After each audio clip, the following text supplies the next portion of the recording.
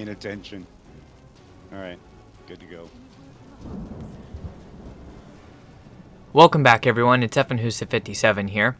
We are back today on Neverwinter on the Xbox One with Part 11, the final part of leveling a character from character creation to level 70. So as you can see, I'm level 69 here, and I'm actually having to do this where I had to record a narration basically because my capture card settings malfunctioned, and anyways, long story short, I wasn't able to record it at the same time as actually recording the video. So I know a lot of you are saying that, well, you see me sitting here in the Drowned Shore, and of course I'm joined by Stop. He's been fantastic helping me out with this series, so go ahead and give a round of applause to him for helping me out with this. But I know a lot of you are looking at this and you're going, why in the world are you sitting here in the Drowned Shore? You were just in Fiery Pit. Well, the whole reason why I'm in the Drowned Shore is because I wanted to make this last about 300,000 XP go by as fast as possible. So what I did off camera is I picked up 4 quests in the beginning of the Drowned Shore because they were just about to reset. So I have some of the quests for the Silver Drip Mine. These are going to be the quests that pair easiest together. Basically the ones that you can work on 3 or 4 quests at the same time. So I have most of the quests that you've seen before, like the one for collecting the silver ore, the one for target Deep Claw. I have all of those. And I also have some new quests. But the whole point is these quests pair well together. Since they pair well together, that allows me to go through and do them faster, which the XP gain is much faster. Now, the quests themselves are not worth quite as much XP as the quests in higher level areas, say Reclamation Rock, Fiery Pit, Spinward Rise. The problem is with those areas, the quests take you a lot longer to complete. The enemies are higher level, they do more damage, they have more health, it takes you longer to kill them, and the areas are more spread out. So the quests basically don't pair well with each other. Some areas are like that. This is the best area. This is actually arguably the fastest way to level your character once you get over level 60 in order to get it to level 70. There's a lot of debate, and I've argued with a lot of people back and forth over whether or not to do the full quest line or to just do the actual quest farm, which is the vigilance tasks in the Drowned Shore. And you can kind of do whatever you want. As you can see here, I'm almost done with the Silver Ore quest, and I'll be coming up very soon on the target Deep Claw, which is nothing more than targeting and challenging one particularly difficult enemy. But as you can see here, since I'm overleveled and Stop's overleveled, we can really just smash that enemy, and there you go. Done. Target Deep Claw defeated. Super easy to do, and that quest is worth 16,000 XP. You can do the math. Now, I am doing this during a double experience event, and I am using all rank 7 Azure enchantments in my utility slots. I have a couple other things going in my favor, like I'm in the guild TSS, and there's a 13% XP bonus from that guild. So by the time everything's all said and done, I have a lot of XP boosting gear, enchantments, bonuses basically. With that, you can look at it and you can say, well, you could do the main quest line. And the thing about doing the main quest line is for every 8 vigilance tasks in each area, you gain a quest that with all of this bonus reward and everything would give you approximately 80 to 90,000 XP. The problem is once you get past the Drowned Shore, that XP is simply not worth it. The amount of time that it takes you to do those quests makes it take forever. And as you can see, I just got a Unified Elements, so that was pretty cool. Each one of those quests was worth a nice amount, and now you can see the quest reset. So we're going to go ahead and pick up this other quest for Gold Seeker's Folly. And the thing about that is It's like the little dungeon, basically, for this area, so your entire team has to be present in order to do it. But I'm almost there. I'm almost to level 70. So we're going to go ahead and do that quest. I'm still working on killing a few sea hags here and there, but the sea hags quest isn't really one of the best ones for you to take due to the fact that you have to kill 12 sea hags, and the sea hags are at best one in a group. So it takes a lot of time to get that quest done. It doesn't really pair well with the other quests in the area. It's kind of one of those oddball ones. So I don't particularly use it all that much. It's good, but it's not that good. What we want to do is take these 2 Gold Seeker's Folly quests, and we're going to go in there. Now, one of them was from the current set of quests. The other one was from the previous hour set of quests. And we're going to do both of them. Now, you can see I'm doing pretty good damage because I have the ensorcelled weapon set. That was the set that I was just showing off. It's actually better than almost any other weapon set that you're going to get because it literally levels with you from level 1 to level 70. So you can keep using the same set without having to pick up new weapons, change them out, maybe lose stats, maybe gain stats, change your play style, things like that. It's a super good set to get, and how you get that set is basically you have these ensorcelled arsenal packs. You can get them out of lock boxes and you can open them, and they have a chance at giving you different ensorcelled items or enscrolled items. Just depends on whatever you want to call it. You can also buy the specific item off of the Tarmaloon Trade House, which, if you've been following my series on making Astral Diamonds, by this point you should have at least a couple 100,000 diamonds. So you could very easily afford to buy either the main hand or main hand and offhand for that ensorcelled set. Now, that's if this is a new character. If this is just an alternate character and you already have a main character, you should definitely have more than enough diamonds and currency to be able to afford to buy that weapon set, and I highly recommend that you use that weapon set. It's absolutely fantastic. It helps out so much. It allows you very early access on for a weapon enchantment, which I'm not using a great weapon enchantment here. I'm using a Frostburn enchantment. It's okay. It's actually pretty helpful for leveling because it prevents NPCs from being able to regen their health. So if you're fighting in a large group and you're fighting a huge amount of mobs, and say you can't hit them all at once, at least if you hit them, you prevent them from regenning their health. So it's a very good enchantment for leveling. Once your character's leveled up, it's not so good. You'll want to switch it out, especially on this great weapon fighter. I'll be switching it out to a Vorpal because I'm using a high crit DPS build. As you can see, we're just running through those quests, though. Just flew through the whole Gold Seeker's Folly. We basically had to stop and fight 3 specific enemies, and that was it. So what I want to do, because I'm so close to leveling right now, is I'm actually going to go and turn in these quests. I'll probably end up abandoning the Sea Hags quest because I've got so little progress on it. I'm at like 5 of 12 because the Sea Hags just aren't really that plentiful. So I'll turn in these 2 quests, see how close I get, because each one is giving me a good amount of XP from the area. And I think I'm going to go ahead and just abandon that Sea Hags quest. It's not worth it. I want to show you a little bit of what Spinward Rise looks like. So I think I need like 50,000-ish on the XP. So yeah, I'm going to abandon the Sea Hags quest, and I'm going to go ahead and wait for stop and travel to Spinward Rise. Now, normally I wouldn't do this because I want to get it done as fast as possible, but I would like to at least show you the Spinward Rise area so that you can see what it looks like and the particular reasons for why I don't like it, and I don't think it's a very good area for earning XP.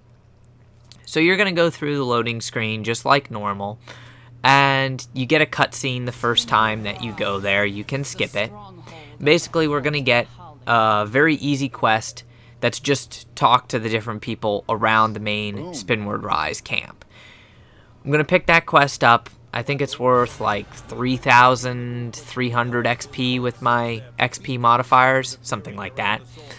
And basically all you're going to do is you're going to run around and you're going to talk to the different people there. And then I'm going to pick up a couple quests for this area.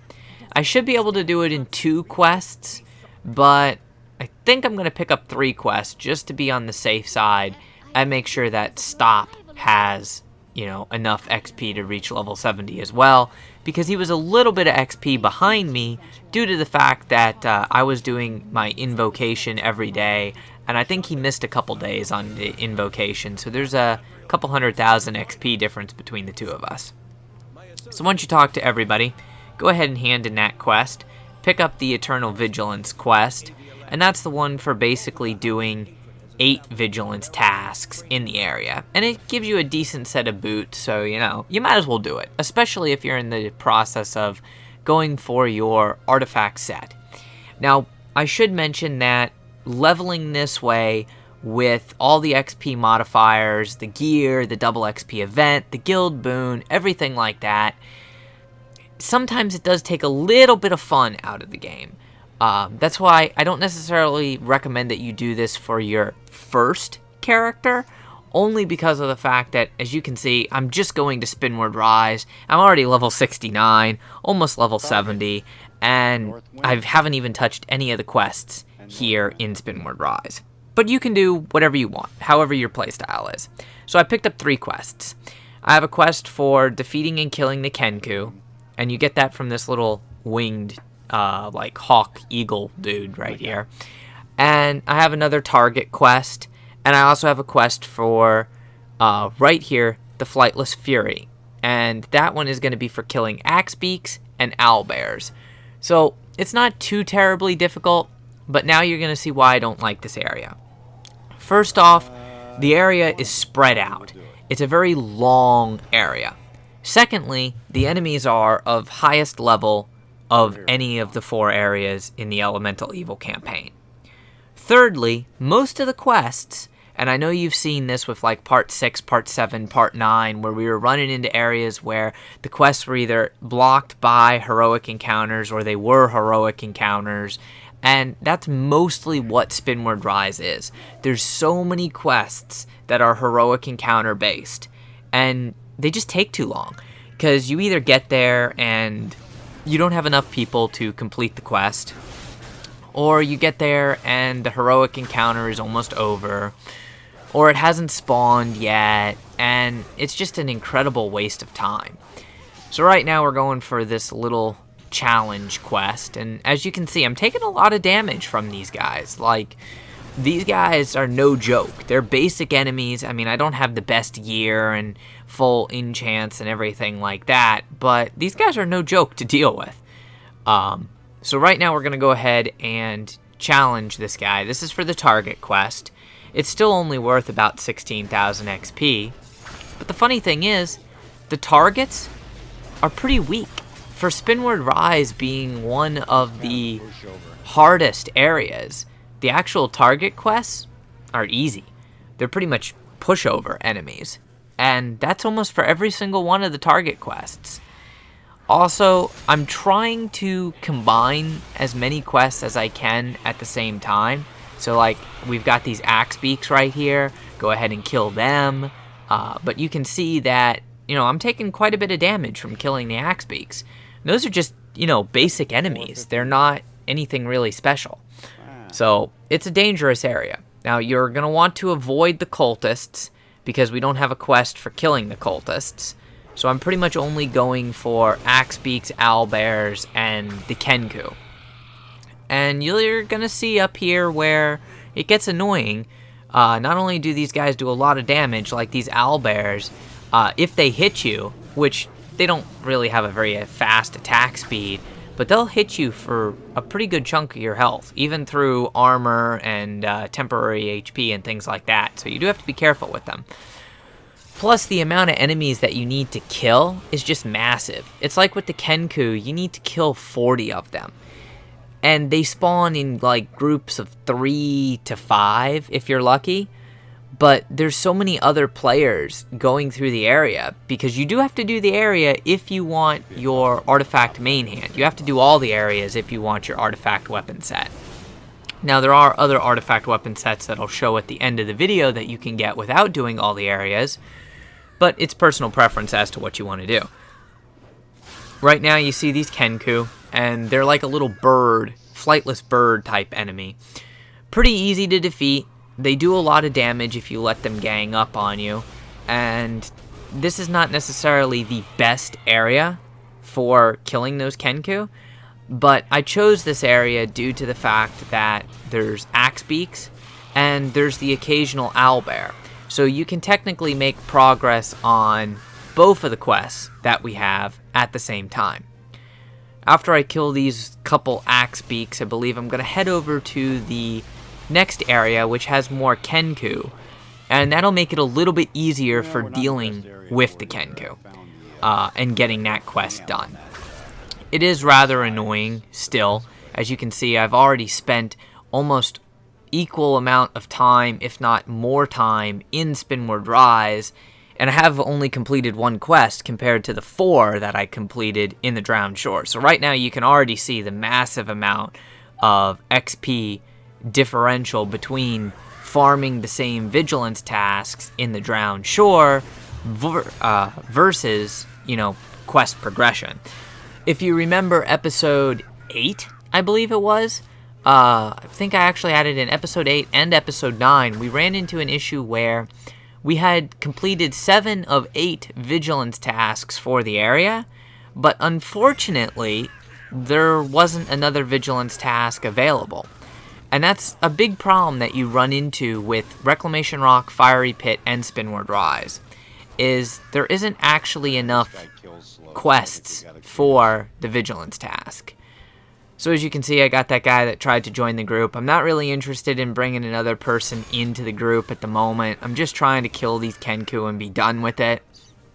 If he follows me around and keeps sending me invites, I might have him join the group just because, instead of competing against him for kills, we might as well use his extra damage to our advantage and, get a few more kills. Basically, that's how it works. If you're in the area and you're leveling by yourself, if you can get in a group of either friends or randoms, it does help. It makes it go by a lot quicker, but it's personal preference, really, what you want to do. As you can see, working on killing the Kenku, done with the axe beaks. Gonna have a few owlbears that we have to kill. They'll be the last things on the way back. This guy's gonna send me another invite, I just know it, or a request. Yep, yeah, he sent me another request to join group. So I'll let him join. I mean, he's a cleric. How much damage can a cleric do? Basically, I'm just being nice at this point, Clerics are a support role. They're probably the hardest character to level up because you just don't do that much damage. And yeah, I mean, he's not going to hurt anything. He's probably got the same quest that we do, so he can just tag along. And I mean, now that I've finished the Kenku, once I'm done with that, I'm going to go get some owlbears now. So if he wants to tag along, he can. If not, oh well, no big deal. So you don't want to go up here to the right. There's a heroic encounter, like I was saying earlier about the heroic encounters just blocking your path. They're literally everywhere. They keep respawning, and there's a ton of them in this section of Spinward Rise. So you do have to be careful about avoiding those. But there's an owlbear up here, and I want to kill this owlbear. It does take a little bit to kill them because they have a lot of health. Granted, I don't have, the best setup at the moment because I'm still leveling. But he doesn't do too bad at killing them. Now, sometimes there's 2 owlbears up here. In this case, there wasn't. So we're going to go back to the beginning area, and we'll take out those 2, or actually there's like 4 owlbears that spawn along the way back to the beginning of Spinward Rise. Now, I should mention, I believe that there are some people that have done guides, leveling guides, and they tell you to come to Spinward Rise. There's been a lot of controversy, a lot of arguing between people, including myself, on what is the very best way to level and to reach 70. In my opinion, it's simply the Vigilance Task Farm. It's faster. It literally is the fastest way to earn XP. But it's personal preference. You're just doing the same thing over and over and over again. So, yeah, you have to really contend with the fact of whether or not you want to do that. Now, we got all these quests to turn in, so get ready. Come on, level 70. And no. Wow, I'm like 6,000 XP away from level 70. Alright, well, it's a good thing that we took more than one quest. So go ahead and turn in this other quest, and there it is. Bam, level 70. So, I'll turn in this last quest just for the extra XP. I mean, why not? I did it. And you get some pretty cool rewards for getting to level 70. You're going to get a message, and I'll show you that here in a second.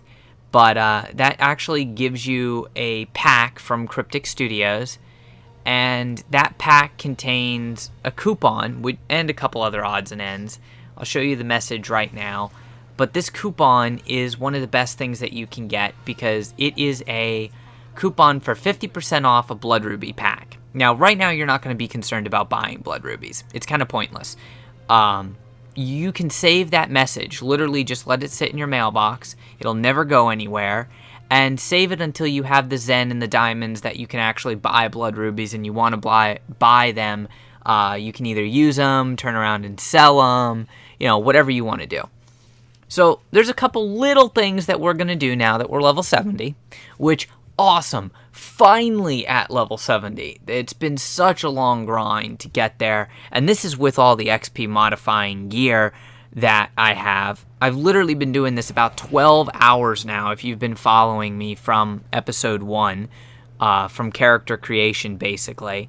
So technically, you could level your character from start to finish if you had this set up in less than one day, but you would literally have to play non-stop the entire day, and well, you could do that if you wanted to, but personally I wouldn't. I like breaking it up, and since I was recording it, basically I'm recording, hour-long episodes at a time. This episode's a little bit short, but there's a quest here that we want. As you can see, since I skipped so many areas, I have so many quests here. You can either go back to the other areas and do them, or you can get the new quests for the campaigns. You're going to have Sharandar, you're going to have Dreadring, you're going to have Icewind Dale, you can do Tyranny of Dragons. There's so much stuff you can do. You can go fight Tiamat now. You basically have access to the entire game, which is pretty awesome. And you are going to want to do your campaigns. But there is a particular quest that we are looking for. And this is one similar to the quest that you've seen me do at level 60. It's this emissary quest. And the thing about this one is you get access to it for being level 70, but it gives you some really, really nice rewards. And it's something that you really should do. Now, I'm using the ensorcelled or the enscrolled cloak right now, so the cloak for me isn't going to be good. But basically what you do is you come in here and you talk to Lord Neverember. Yay. You did all this, congrats. You have all the people, the heroes there. It's really cool the first time you see it. It's a nice thing that they did. And then you open the chest and you get your reward. You get your elemental fire, in my case, sword knot, but it's going to be your offhand weapon. You get the Emissary of Neverwinter title, and you get the Cloak of the Emissary of Neverwinter, which is a neck item. Now, you can see there, it's got decent stats. It's not as good as my enscrolled or ensorcelled cloak, but it's got good stats. If you don't have the ensorcelled cloak, you definitely should use that Emissary of Neverwinter cloak for a while, because it gives you basically 100 and change of almost every stat. Now we have the artifact weapon. This is your first artifact weapon. The thing about it is, it's not as good as my ensorcelled weapon set. It only becomes as good and then better than the ensorcelled weapon set when you have the full set, which is offhand and main hand.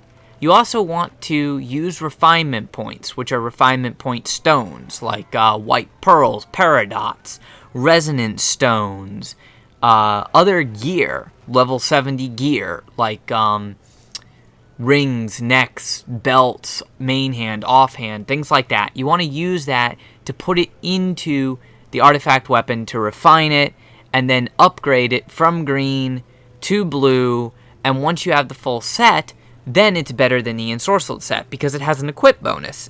In other words, you gain additional stats when you have both pieces of the set equipped. So as you can see, I'm just kind of showing you, the refinement process, and, it takes not that many refinement points, but when you're just starting out, it can be a little daunting. And you get the main hand by completing all of the areas. So you have to do all of Drowned Shore, Reclamation Rock, Fiery Pit, and Spinward Rise for that. But I'm going to show you that there's some other artifact weapon sets that are now available to you. So you don't have to necessarily go and do all of those areas. You can actually come all the way back down here to the Druid and this elemental tree in the middle of Protector's Enclave. Talk to the Druid and you will see the quest Weapons of Air, Weapons of Fire, Weapons of Water, Weapons of Earth.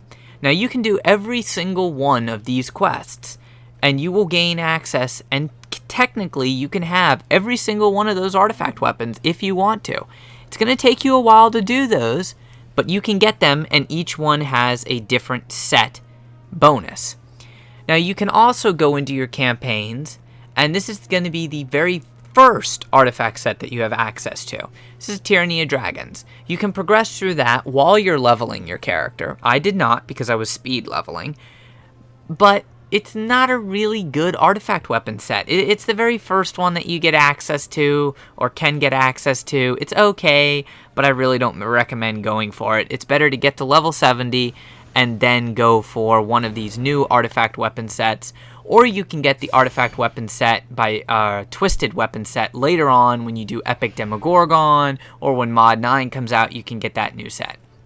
Now, I hope you guys really enjoyed. Again, I apologize I had to go through and do a voiceover, so things aren't exactly, perfect as far as timing. I got some other gear, some item level 130 gear that I'm going to go ahead and equip because I got it on another character, one of my mains, and just transferred it over. I have to give credit to Stop for participating with me on this. We invested a lot of time and resources into making this video series, and I hope you guys enjoyed. Later, everybody. If you have any questions, comments, anything like that, leave a comment. Otherwise, smash the like button and subscribe for more content.